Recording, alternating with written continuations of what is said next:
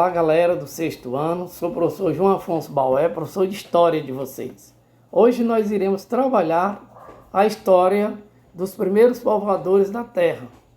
Aqui na imagem vocês estão vendo o Almanaque do Piteco e do Horácio. É uma obra do artista brasileiro Maurício de Souza. O que nós podemos observar nessa imagem é uma homenagem ao primeiro homem da história da humanidade, Piteco. E aí eu pergunto a vocês, será que seria possível estar acontecendo isso naquela época? Então, nós vamos falar dos primeiros povoadores da Terra. Baseado nessa história, nós temos duas teorias. O criacionismo, que é a teoria que defende que a vida e toda a matéria existente na Terra são resultados da ação direta de um Criador, ou seja, uma ação divina, religiosa, onde nós podemos observar que essa teoria ela está presente em várias culturas e religiões do mundo, baseada no maior livro da história da humanidade, que é a Bíblia. A outra teoria, a teoria do evolucionismo, ela defende uma teoria científica, aonde todos os seres vivos que existem na Terra são resultado de um longo processo de evolução.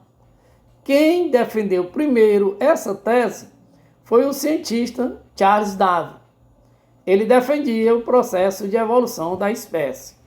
Então, pessoal, quando nós falamos dos primeiros habitantes da Terra, nós não poderíamos deixar de falar dos animais pré-históricos. Os animais pré-históricos, eles viveram aqui antes do homem, muito deles. E esses animais, nós podemos observar aqui a imagem de uma preguiça gigante e de um tigre dente de sabre. E aí, esses animais, eles, com o passar do tempo, eles desapareceram. E eu perguntei a vocês sobre o desaparecimento dos animais pré-históricos.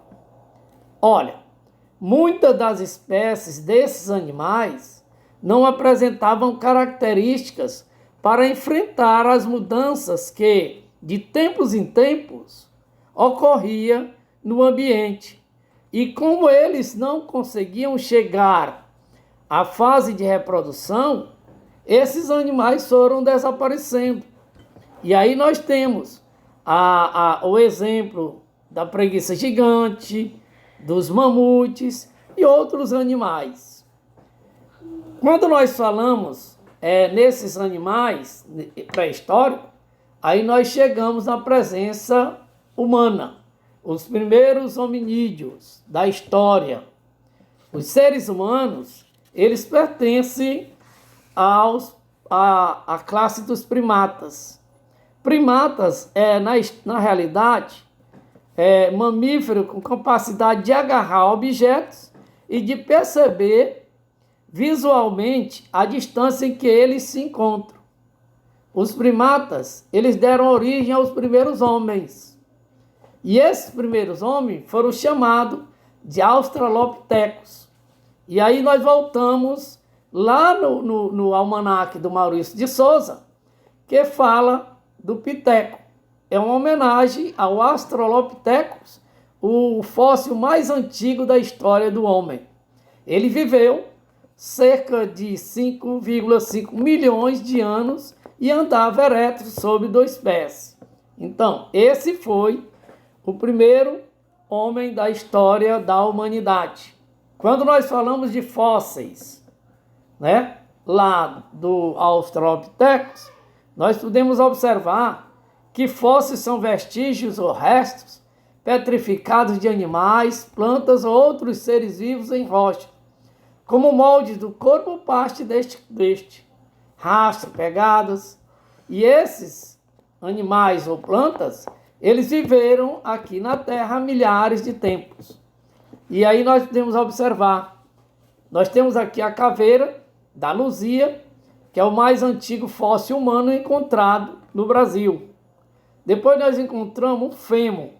O fêmur é o osso que, de acordo com o tamanho dele, vai dar a dimensão do tamanho do animal. E depois a arcária dentária. Essas imagens que a gente pode observar aqui. Também cobrei de vocês qual o maior desafio da humanidade. E aí nós podemos observar que no período paleolítico, que foi o maior período da história da humanidade, os homens, eles sobreviviam da caça, da pesca e da coleta de frutas. Então, o maior desafio do homem era ir atrás de alimentação. Era alimentação para sobreviver. E esse homem, para poder se alimentar, ele migrava de lugares em lugares atrás de alimentos. E ele precisava de instrumentos de trabalho. E os instrumentos de trabalho desses homens eram feitos de pedras. As pontas de lanças, os machados de pedras, as pedras cortantes e os arpões. Esses homens, como eu falei para vocês, eles migravam de lugares a lugares, atrás de alimentação. E como eles não tinham residência fixa, eles são chamados de nômades. Outro instrumento importante na história da humanidade foi o uso do arco e da flecha. O homem usava esse instrumento para abater os grandes animais à distância. Então, foi um instrumento de grande importância para a história do homem.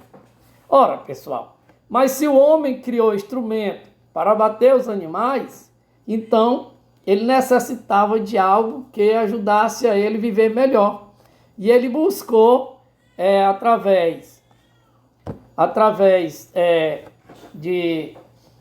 do fogo que ele encontrava nas florestas, fogo de descargas elétricas, ele pegava aquele fogo, mas o fogo com o tempo se apagava. Então o homem buscou, através do conhecimento que ele já tinha, do atrito. Você pode observar na página 43 do livro de vocês, tem duas imagens. Uma, o homem fazendo um atrito de duas pedras, que vai sair faíscas, e aí você pode observar a outra imagem que tem o atrito de dois pedaços de madeira.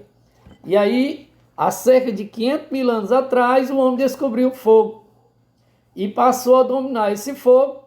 E com o domínio desse fogo, a vida do homem passou a ser melhor. Ele passou a aquecer-se do frio com fogo, iluminar suas cavernas, afugentar os animais ferozes e também cozinhar sua alimentação. Aí, por último, nós temos o sedentarismo, que eu perguntei a vocês o que era sedentarismo. Observe bem, no período neolítico, há 10 mil anos antes de Cristo, a Terra passou por grandes transformações.